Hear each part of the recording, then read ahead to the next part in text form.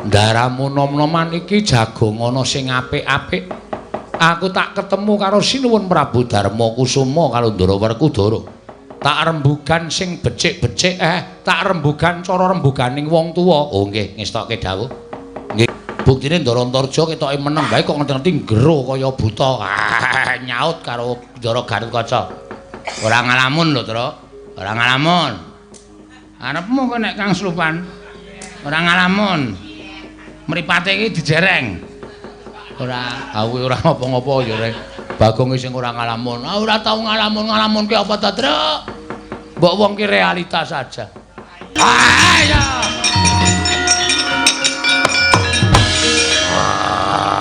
Gong, eling le, eling. Gong sadar le.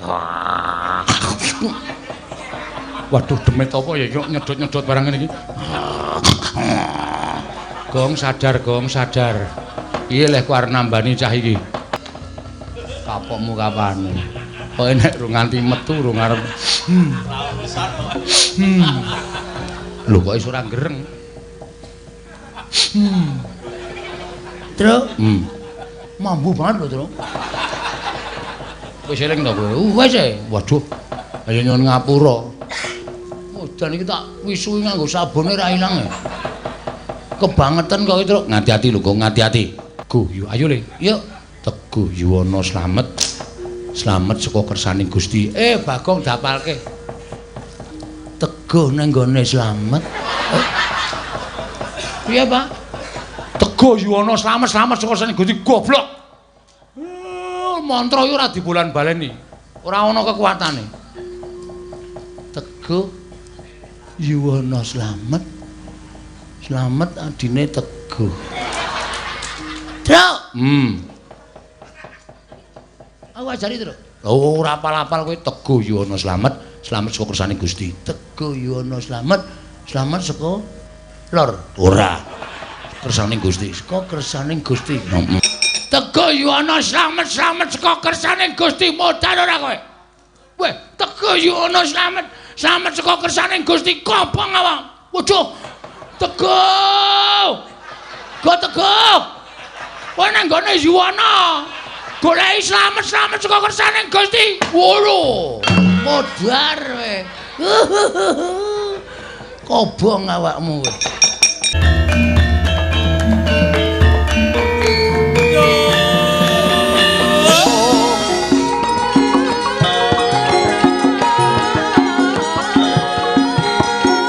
Mambang pantepasulan upamaneka lintang tulya kusumayana sumawur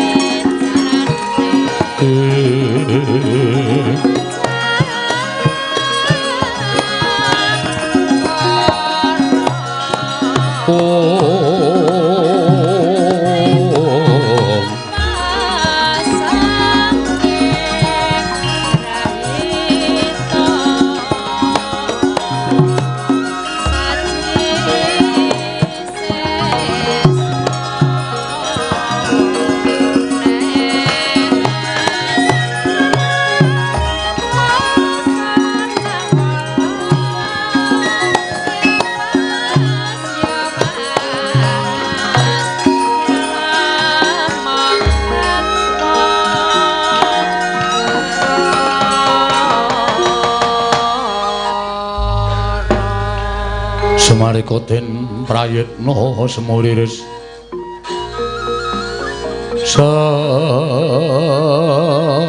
semuriris eko balik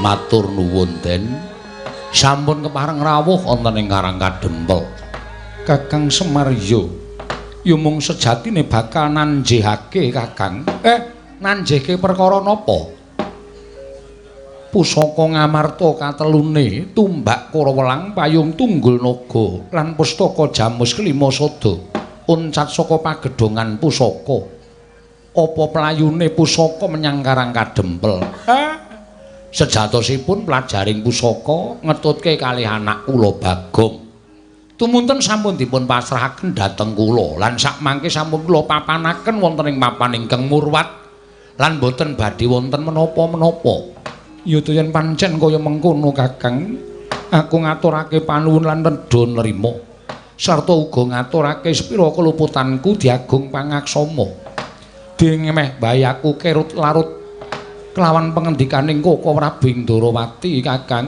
mboten napa-napa ning sing bagu gegayuhan kula menika mboten gegayuhan kula pribadi niki kangge negara Ngamarta nganti kula rewangi kaya ngeten iki merga gedhening tresna kula kaliyan negari Ngamarta pengajap kula kawula sak Ngamarta sami gesang ingkang sae embanipun kados wonten ing Kayiwangan mboten wonten raos regejegan mboten wonten raos memungsuhan wontenipun namung raos mat sinamatan daya dinayan kadidene gesang wonten ing Kayiwangan Ndara ya to yen kaya mengkono punta sakadang bakal jumurung kersaning Kakang Badranaya matur suwun Den Semareka den prayitna samuriris eka balik titiyani gandayani trisanya purnama sasi gilar-gilaran ing tengah latar milang lintang Bima Sekti yen to pancen kaya mengkono klilan ana sawetara wektu Punta lan Werkudara bakal cumandha ning Karang Kadempel menika langkung prayogi Ndara mi matur mesanggrah wonten wingking mriku Den Kang Japa Pandhawa ya gumulung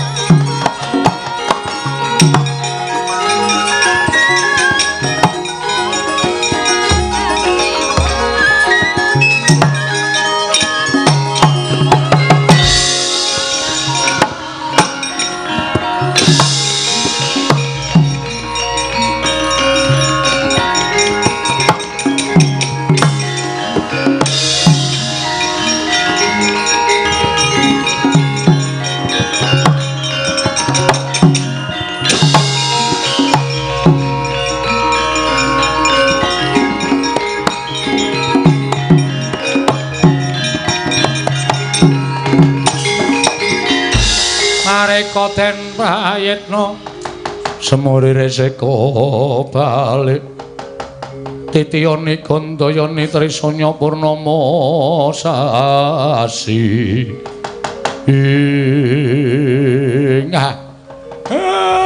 lancur Pandhawa iya kek aku sing sowan ya Kyai Semar aku sing sowan ya Siwana Yantaka Agung sing sowan enten apa Gus gandeng kepundhenku Pandhawa Siwa Puntadewa rawuh ning Karang Kadempel kejaba saka kuwi ya bapak wis rawuh ning Karang Kadempel apa sedyane Kakek Semar bakal sinengkuyung dening para Pandhawa utamane kabeh para putra mligine aku Kakang Garut lan Kakang Antarja pun samapta ing gati sawiga ing diri bakal mbantu marang kersaning kakekne Semar Badranaya matur nuwun Den derek bingah kula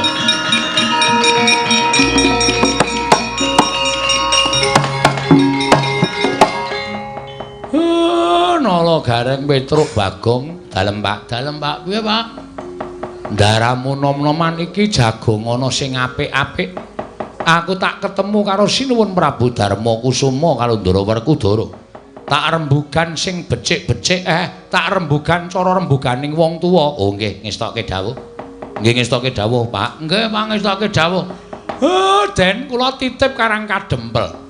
Tentrem lan mbotene saka sampeyan lho Ndara. Ya, manut karo kersaning Kakek Semar.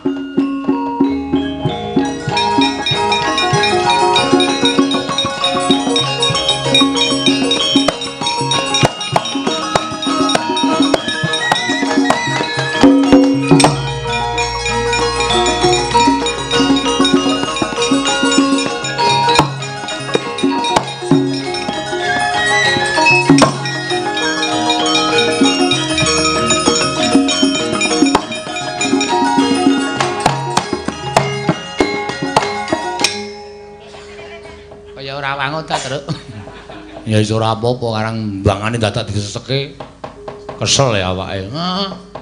Dipun sekecaken nggih Gus. Iya Nalagare wis ora kurang kepenak. Ngersake ngunjuk napa? Niki mumpung Bapak mboten wonten kula arep sampeyan karo Ndara Kaca Ndarantarja jagongan mat-matan bebasanipun wareg sing tanpa mangan, seger sing tanpa ngombe. Adu kecerdasan ya kena. Bedak-bedik ya kena. Oh ring bedak-bedik. Bedak-bedik ya apa? Bedekan kuwi jenenge bedak-bedik ora. Anu wae yo remi. Hus. Bagong iki apa ora? Iki cah enem cukup lho iki. Ya, ngene kula pun tumbaske alate. Ora usah. Enggak, moh. Kowe tak golekke ciliwik ngono. Wong kok omongane bangsa kaya ngono lho, mbaya sing apik kok ora kaya bocah cilik ora.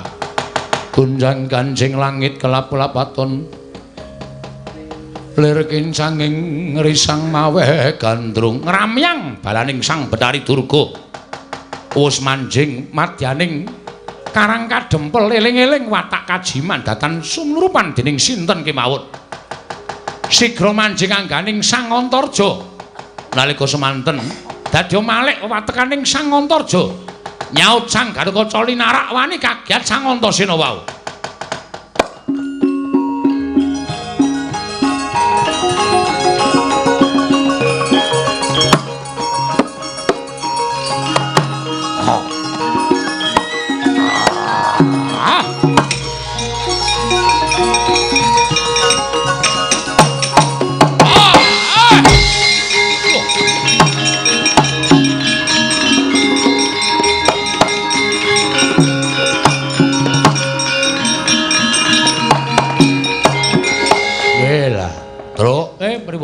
Reng apa anu dalem?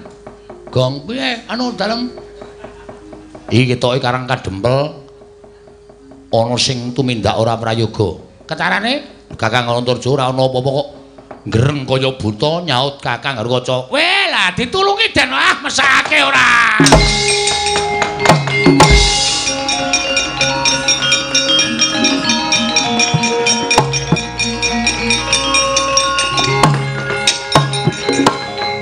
Ngati-ati. Iki demit-demit disebar karo wong sing ora seneng karo bapak. Buktine Ndara Antarja ketoke meneng bae kok ngerti-ngerti ngero kaya buta. Nyaut karo Ndara Garukaca. Ora ngalamun lho, Tru. Ora ngalamun. Arepmu kok nek Kang Slupan. Ora ngalamun. Mripate iki dijereng. Ora, kuwi ora apa-apa ya, Rek.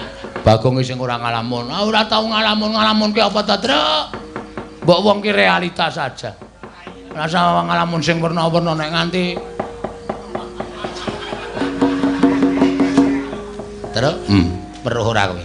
Lho apa? Celorot abang-abang mau. Jarene wong tuwa ki nek celorot abang kuwi daru beksi. Kuwi teluh brojo. Kuwi santet. Mula ngati-ati wong melek ki bakale entuk kekuatan. Ora sembrono kowe soalé. Nek nganti Kang Slupan aku ora kok reng. Aku ya ora kok aja nganti kok ya. Nek nganti ana apa-apa cilaka awake dhewe mate dene aku. Wong, lho, lho. Gong. Wah.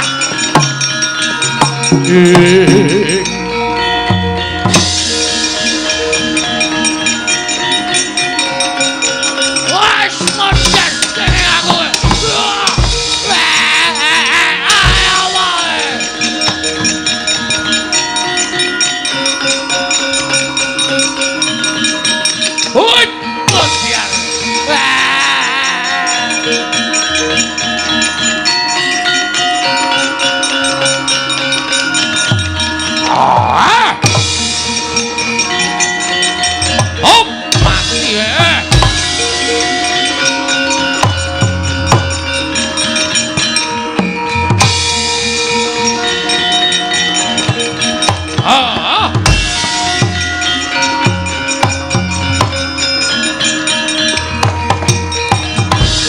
Ayo sambato. Ora metu saka ragane kakangku Antarja. Aku mentolo karo ragane kakangku Antarja. Pulasara dhewe ke. Woi, adal.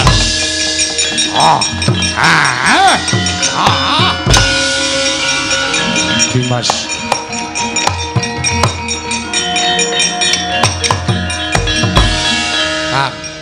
Karang Kadempel ditekani jim setan priprayangan. Ora pangling balane Bathari Durga. Aja ngalamun kang gak kangslupan jiwane iblis. Iya Dimas.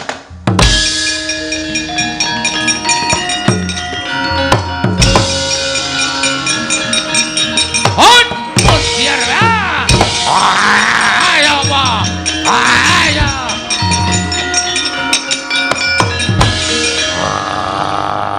Gong, eling le, eling. Gong sadar le. Waduh, demit apa ya kok nyedot-nyedot barang ngene iki. Gong sadar. Iya leh ku arep nambani cah iki. Monggo biasane jarene wong tuwa iki nek demit iki wedeni mung karo mambu sing apek. Iya. Ditenono.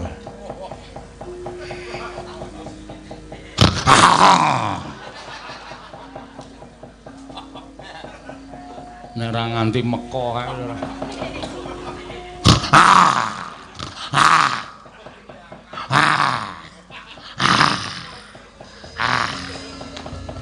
Kapokmu kapan?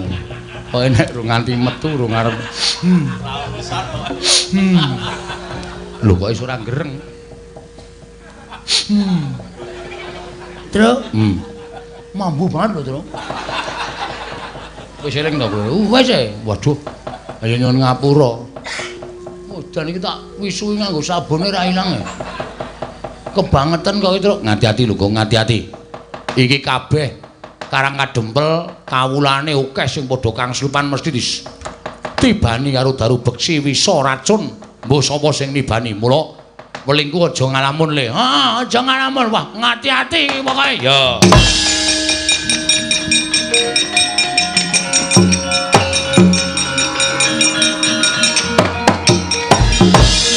Truk, pripun, Ndara? Gong, non. Nek kowe nganggo netra batin sawangan. Dampyak laku ning demit simtan priprayangan akeh ora jamak-jamak. Iki nek ora disingkirke dadi maksiat. Terus kowe matur bapakmu, kowe njaluk pusaka bapakmu sing iso ngalahke demit. Saniki? Iya, nggih. Ayo Gong ya.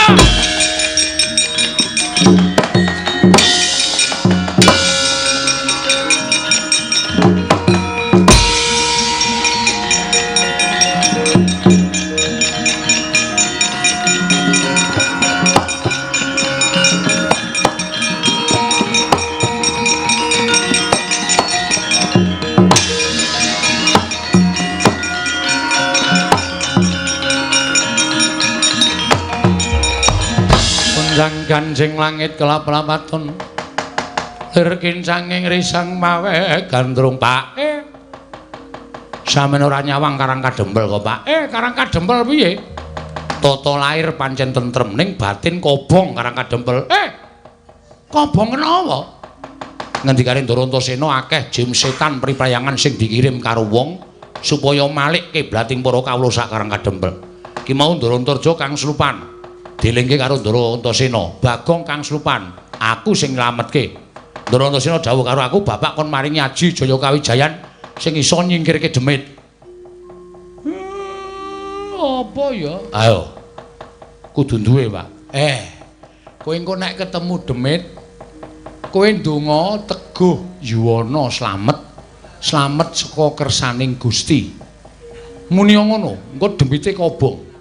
Teguh Yuwana slamet. Slamet saka kersaning Gusti. Iya. Gong, dapalke. Siap. Teguh Yuwana slamet.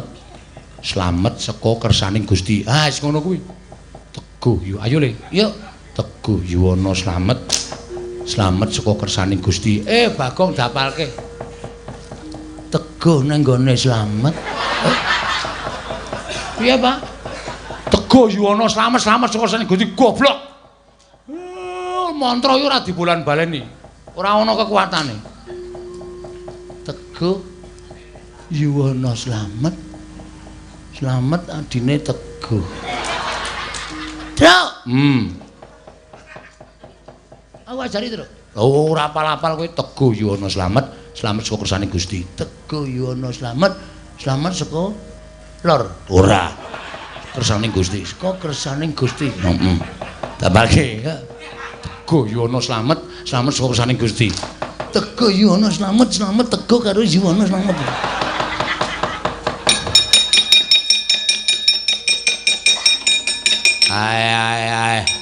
Ayo ndi wong Karang Kadempel.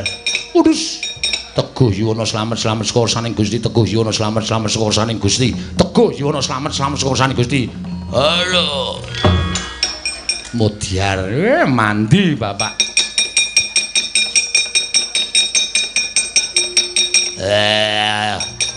Ndi wong Karang Kadempel. Udus. Mas Teguh.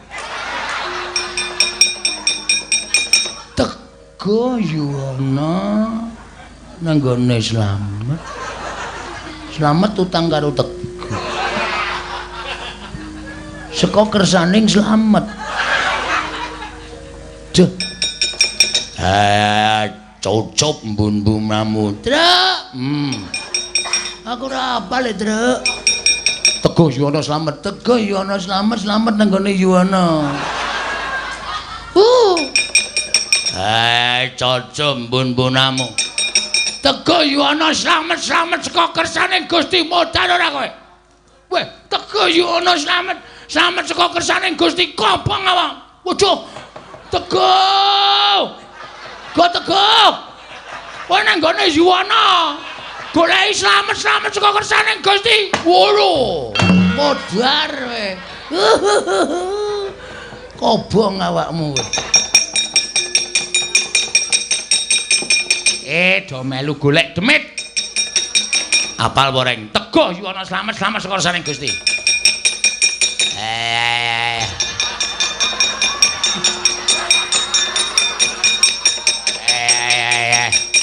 Teguh Yuwana slamet, slamet saka kersaning. Teguh Yuwana slamet, slamet. Teguh gah aku. Nang apa rek? Kuwi lho. Teguh Yuwana slamet. Ora to ya ora tekan kuwi ora. Teguh Yuwana slamet. Slamet saka kersaning Gusti. Kuwi lho. Gong, kene rampungane kene. Teguh Yuwana slamet, slamet. Wah, demit ki. Yane kok kon mam sosis. Teguh Yuwana slamet, modar ora kowe. Kowe.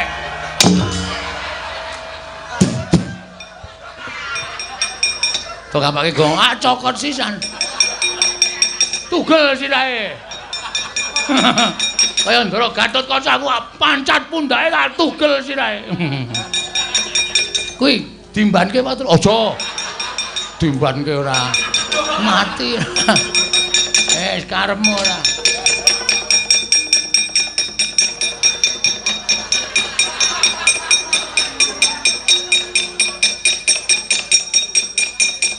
Setan endi akeh banget. Waduh. Ada apa? Setane medeni gong. Heeh.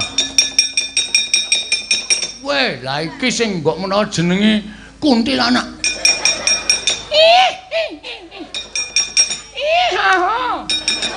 Lho kuntilanak kok guyune kaya seniman.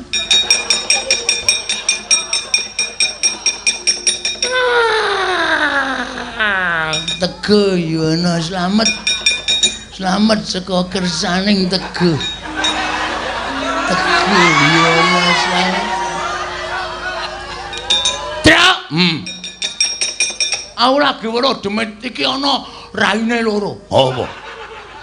Tenane Gong. Wah, domonge kok sing rai dhuwur wedok. Sing sijine lanang. Kok iso? Wah, godhek kok simbar jojot.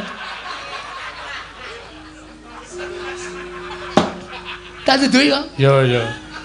Karo donga, ya Teguh Yuwana slamet, slamet saka kersaning Gusti. Teguh Yuwana slamet, slamet sakaring Gusti. Tara. Tara kuwi lho. Dibuka karo dicarap to, Pan. Iki nggo sembrono. Teguh Yuwana slamet, slamet saka kersaning Gusti. Ora apa-apa. Teguh Yuwana slamet. Slamet saka kersaning Gusti. Ora apa-apa. Teguh Yuwana slamet. Iki ngopo kok nyokot tirung ki ngopo? Gemes aku. Saentuke lah. Ora wani nyokot kono ya nyokot tirungmu. Emoh ora jero ora. Teguh Yuwana slamet, slamet saka kersaning Gusti. Arep apa? Teguh Yuwana slamet, slamet saka kersaning Gusti. Meso nyaut. Asine, Tru.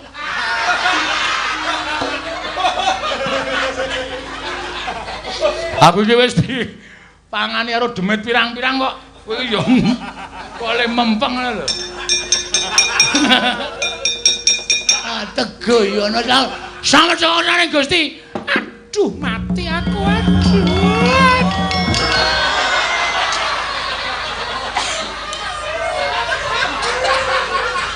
Piye, Gong? Wis aku wis aman nang kene wis. Aku tentrem aku, Tru. Tangi kowe ketibanan demit ngono, ora apa-apa. Aku tibanan ora masalah. Iki lho kaya ngene, ora apa-apa wis ben nang kowe rasa piye-piye nang kowe. Kowe nang kowe. Rasa piye-piye nang. Bagong kuwi wis jenese ora jamak-jamak tibono.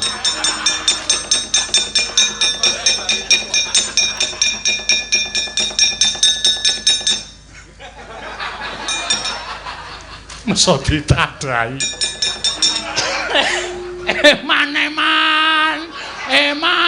Eman. Dapure ora karo kok ngono ora. Teguh Yuwana slamet modar kowe. Khusus kowe tiba pisan. Teguh Yuwana slamet modar kowe. Oh. Rasa tak ketokke ndak. Teguh Yuwana wujuh edan iki.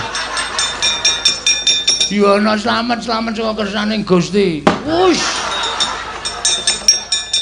Tru? Demite nggo selang. Demit tukang nyirami maning sajake. Teguh Yuwana slamet sawasaning Gusti. Teguh Yuwana slamet.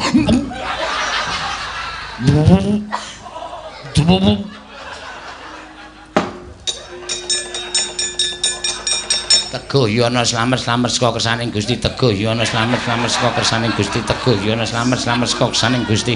Teguh Yuwana mudiar kowe. Kapokmu kapan?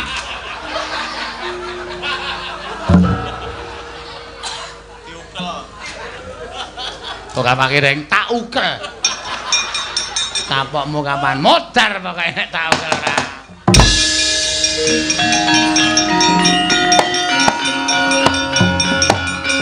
Oh.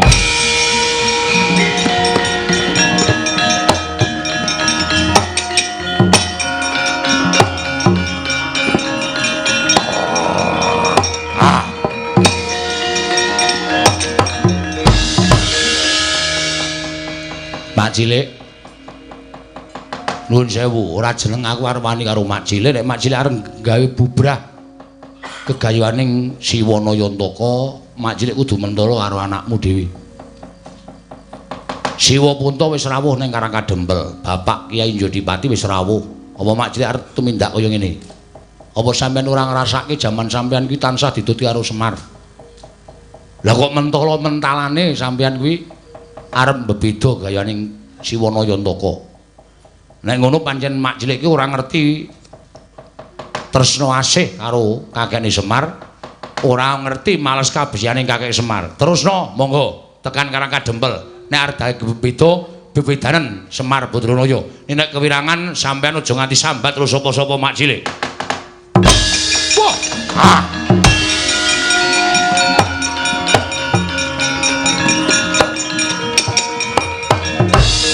Antasena piye? Mergo saka abot-abote Koko Prabu nggone nyuwun kelawan aku ngrewangi marang kersaning Kakang Prabu Kresna. Wis aja tok penggalih. Mundura nyawiji karo para punden Pandhawa. Iya nggih, bocah bagus.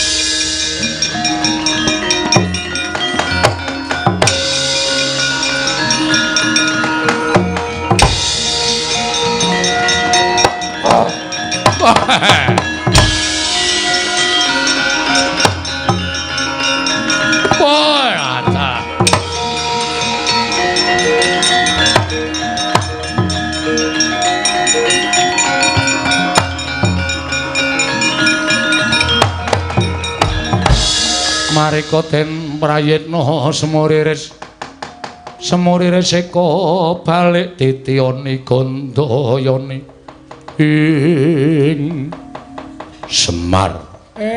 Sapa? Dekyakara Jajal Werka. Jajal Werka? Ya. Kok rada kagok nggonmu nganggo tata basane buta, olehmu dadi buta ki rung suwe. Wah. Lah kok dadi kaya mengkono ucapmu? Iya. Iya. Mergo aku ngerti karo sampeyan. Nek kula ora ngerti karo sampeyan tangeh kula wani mapake buta sing gedene sementen, mestine Semar bakal tekaning pati. Ning gandeng pasuryan sampeyan iku duwe rasa memungsuhan kali kula, ning batin sampeyan iku ora duwe rasa memungsuhan kali kula. Awi perkara niki dirembug. Kula ora duwe niat liyane kepengin bangun kayangan gawe tentreming negara Ngamarta. Ora kesasapan niat ala liyane. Lahir batin bumi langit dadi paseksen. Semar ming kepengin dandan-dandan negara Ngamarta. Ewadene niat kula niku mang arani tumindak sing ora apik, monggo mboten apa-napa. Ning ampun terus sampeyan mutusi perkara kaya ngeten niki sing dadi nyatane. Nek genep setahun 2 tahun Ngamarta ora owah kaya sing kula jangka, lah niku tegese kula duwe kekarepan sing ala. Kula duwe niat sing ora apik. Lumerek ing wanci gumanti ning dina mengke sampeyan arep entuk bukti Semar niku niat mboten ndandani negara Ngamarta. Lan sampeyan kudune malah mbelani kali kula, ora kok malah dadi pacoban tumraping Semar. Wong apik alane negara Ngamarta niku mengke sampeyan ya bakal ngembet asmane sampeyan, ya ngembet jenenging Semar. Ora Semar golek jeneng mboten. Ning niki dadi kewajiban kula dandan tumraping Pandhawa lan tumraping negara Ngamarta sinuwun. Wah!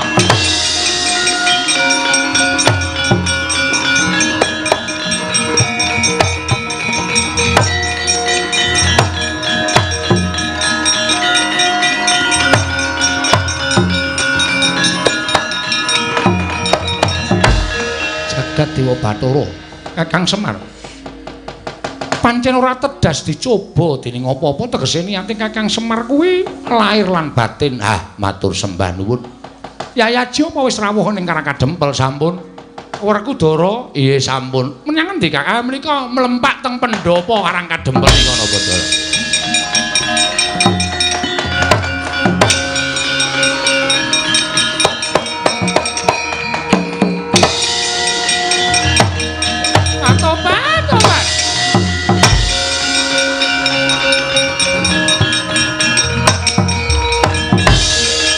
Semar wis rasakake gunem sing tanpa guna.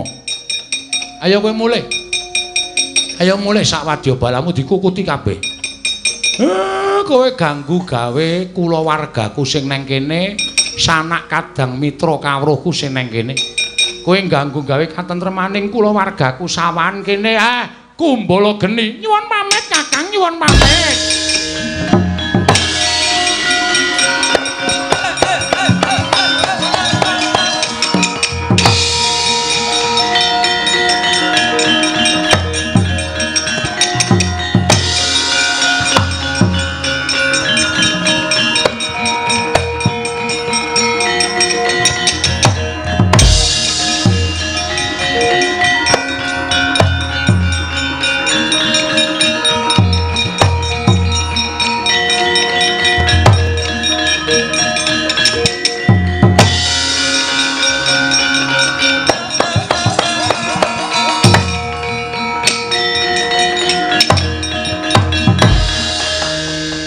Sedaya wis petingal padhang Ndara. Mugi-mugi kelampahan anggen kula mbangun kawula sakwetahipun wekasan mujudaken papan ingkang reja, ingkang tentrem lan ingkang rukun. Iya, Kyai Semar. Purnaning gati pungkasaning crita kula dalu punika menawi wonten lepatipun diagung pangaksami. Sura Sudira Janing kang retsuh berasta teng kaping ulah Darmastuti. Rahayung samya makarya, rahayung samya pinanggih. Suminten bakul tira cekap semanten crita kula dalu punika, Ndara.